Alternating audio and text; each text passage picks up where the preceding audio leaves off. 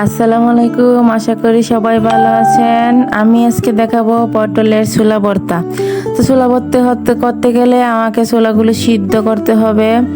আমার ছোলাগুলো সিদ্ধ হয়ে গেছে, এখন নামিয়ে নিয়েছি। আমি একটি জালিতে ঢেলে নেব।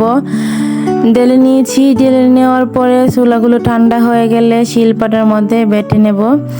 আমার বাটা কমপ্লিট হয়ে গেছে, দেখুন কতটা মিহি হয়েছে। মিহি করে বাটতে হবে, না হলে ভর্তা কিন্তু খেতে টেস্টি হবে না।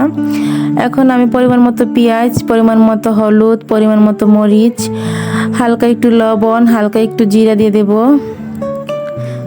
আমার পেঁয়াজ কাটা দিয়ে দিলাম কড়াইয়ে। এখন পরিমাণ মতো তেল দিয়ে দেবো। তেলের হারটা একটু বেশি দিতে হবে, না হলে ভর্তা কিন্তু খেতে ভালো হবে না।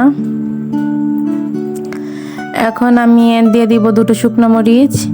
শুকনো মরিচ দিলে ভর্তাগুলো দেখতে খুব সুন্দর হয়, খেতেও মজা লাগে। আমার পেঁয়াজগুলো ভাজা হয়ে গেছে, ভর্তাগুলো ঢেলে দিয়েছি। এখন দেখুন আমার ভর্তা প্রায় প্রায় হয়ে আসার পথে।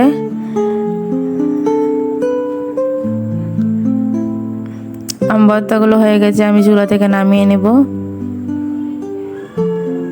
দেখুন দেখতে কতটা সুন্দর হয়েছে, খেতেও কিন্তু অনেকটাই টেস্ট। আপনারা একবার বাসায় ট্রাই করে দেখবেন।